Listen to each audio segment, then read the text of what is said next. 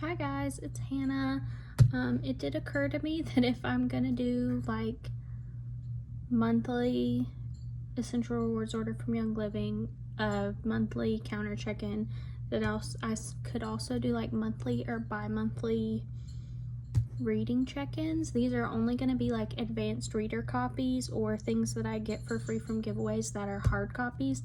I'm not even going to bother with Kindle versions or things that I buy just because these have been given to me, and right now I'm only tracking and entering giveaways on Goodreads. I understand that Storygraph has different functions that may be better. I think you can do half stars on there. You can filter by like Kindle physical or audiobook, and they have giveaways on there as well. So I don't know, maybe next year I'll do that, but I don't think I necessarily want to do both. I don't know, to be determined. But right now I have plenty to read, plenty to catch up on. So I'm gonna start with these. And then moving forward, I'll do like monthly or bi-monthly depending on how many I finish, because I am also reading things that I purchased and doing audiobooks through the library, things like that.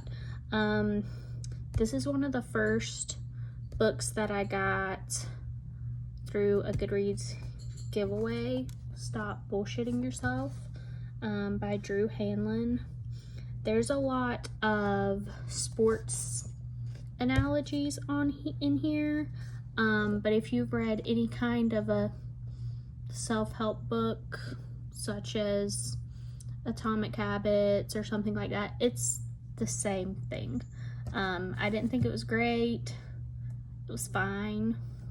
This was an advanced reader copy, so I think there were some additions as far as updating the table of contents. The foreword was not included in here, which again, fine. And then the acknowledgements also were not included, which is fine. So it's really just the body, but I think this would have been better if it was set up as like a workbook, because there's a lot of spaces for you to kind of write or list things in here. There's a lot of visual aid type things, which I think just add to the length unnecessarily. I just don't think that was necessary. Like, this is all things for you to fill in. So I think if it was set up as a workbook, maybe that would be different. But man, this is a pass for me. I wouldn't say go buy it. If you're interested in it, flip through it at the store. If you think you're into it, do that. That released February 2025. Any Trope But You, again, one of the first ones that I got. I do kind of read them in the order I get them, not really. So if they come with any kind of a note from the author, if they're signed, a little note from the publisher or whatever, I do put those before things that don't. I don't necessarily read them before they come out either, just because I have so many plus what I've purchased. But this I thought was really funny. It's set in Alaska if you're doing a 50 states reading challenge. I know some people are doing that. I'm doing it. I thought it was funny. It's very cute. It is romancy. It's not crazy or anything, but I thought it was really funny. Like, every trope that not really anything, but like little meet cute, he's the little lumberjack, she's a romance author. Like, just, it's funny. It's hilarious. Anything that could go wrong went wrong. It's cute. I highly recommend this one. This one came out August 1st, 2025, and I just thought it was hilarious. I know my library has it, So maybe check out the library if you don't want to buy it, or even the Kindle version, like you don't need a physical copy. Mission Invincible Marriage. So Jason and Erica Redmond are a Navy SEAL couple. So Jason's in the Navy SEALs. Erica supported him through all of that. This again, advanced reader copy.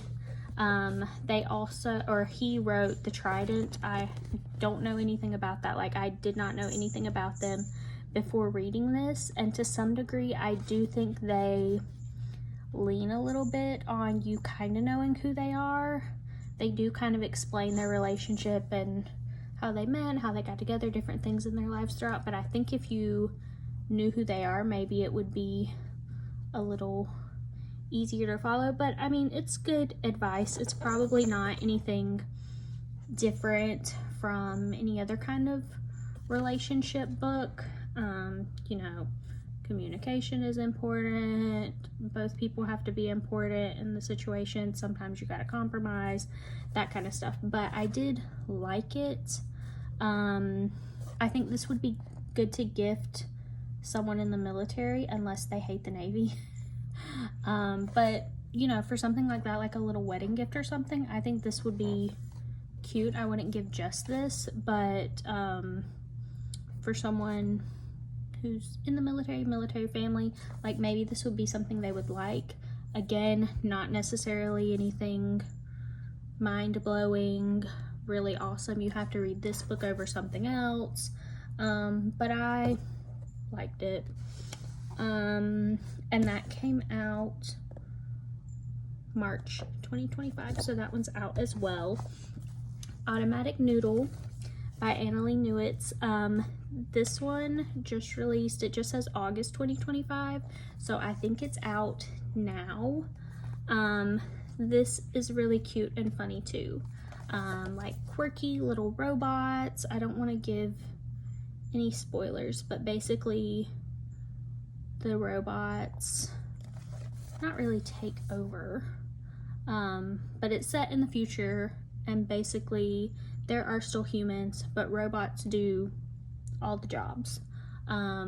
Like there's a car that delivers food, like Uber, DoorDash, whatever. There's not a human, it's a self-driving car, and it has the ability to think to some degree, you know, AI, whatever.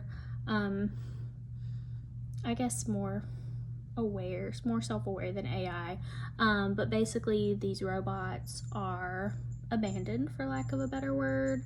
The robots also owe money, I guess, to exist. Like they have loans taken out either on their behalf against their will, or as something that they choose. They can't have bank accounts or anything like that, but they basically pay to be able to exist and do their thing. So they have to pay their rent for their little restaurant, and you know, it's cute, but super cute. Highly recommend. I don't want to get into it, but they team up with a kid. I mean, he's an adult, I guess, but it's set in San Francisco in the future, post-war.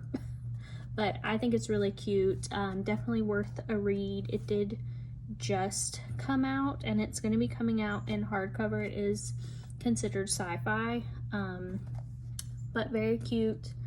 I would recommend this. I really enjoyed it, and it is pretty short. Let's see. This, it says it's 163 pages. So I don't know if that will be the official number. I also like these cute little noodle, I don't know, it was cute. But I liked it. I don't know if this will be the official page count, if it might be a little bit more, a little bit less, depending on the binding and how it, you know, is set up. But I really like this one. I would recommend grabbing this one. I don't know if libraries will have it yet, but Kindle version is probably definitely out by now. I really liked it. This one was not an advanced reader copy, but I did get this through a Goodreads giveaway.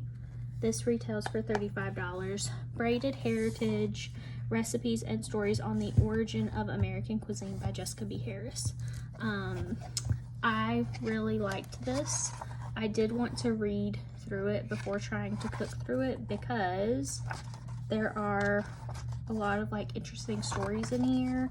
So basically American cuisine is being seen as Native American, European American, and African American cuisines, and how those have influenced each other and how they braid together as a 3-strand braid to make up what we currently know as American cuisine, because it really isn't just one of those things. It is all of those things, and depending on where you are, where you live, your cuisine, southern, northern, coastal, whatever, is influenced more or less by one or all of these, just depending on where you are. So it was very interesting, and so there are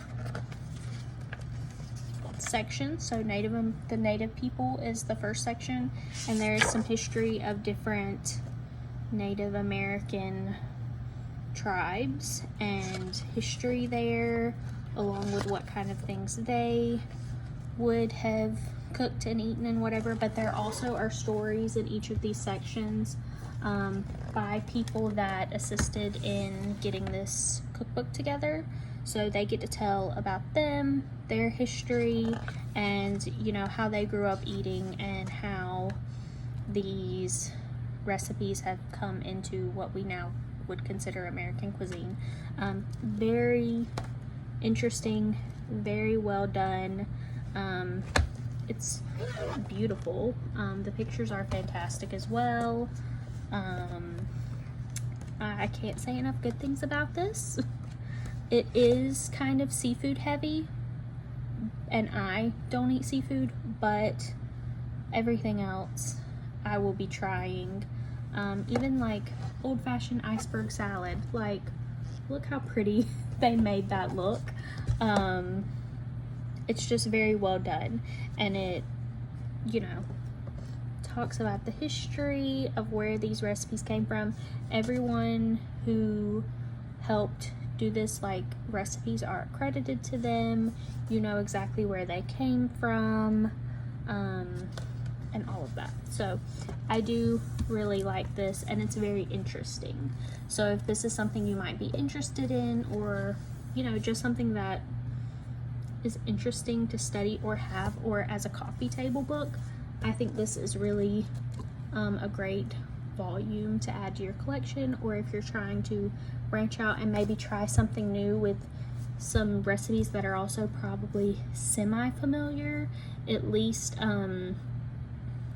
depending on where you live, but in the South, definitely like both the African American and European American sections. Like if you're in Louisiana, maybe more African American influence, but more Georgia, South Carolina, North Carolina, European American influence.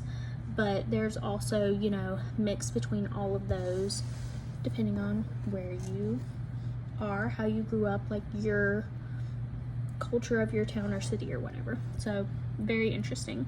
And then the last one that I'm going to touch on, Marguerite by the Lake. This was advanced reader copy. This released on May 20th, 2025, and I really loved this one too. This is really good. I would call it like a thriller or a suspense type of book. Really, really good.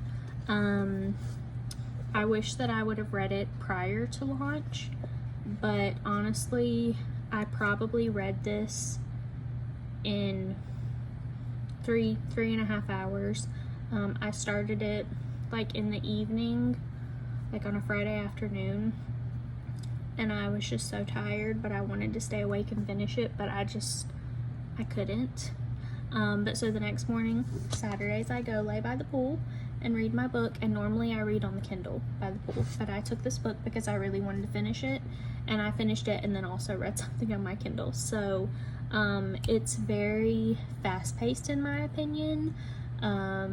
There's lots of twists. I consider what happened at the end to be pretty shocking. I suspected some of the things that happened, but then there were other things that I did not suspect. So it is very well written. I really enjoyed it. And you should check it out and see what you think happened at Rosecliff. So this one was very interesting as well, and I'm glad I was able to read a copy of that. So that is my first 6 physical giveaway books from Goodreads that I wanted to touch on, that I've finished, that I think are really good. We do have a book swap happening next week at my apartment complex, so I don't know how I feel about taking like an advanced reader copy of something. I'm not sure if that's like, you really shouldn't sell an advanced reader copy. You're not supposed to do that because it's not even like an official copy.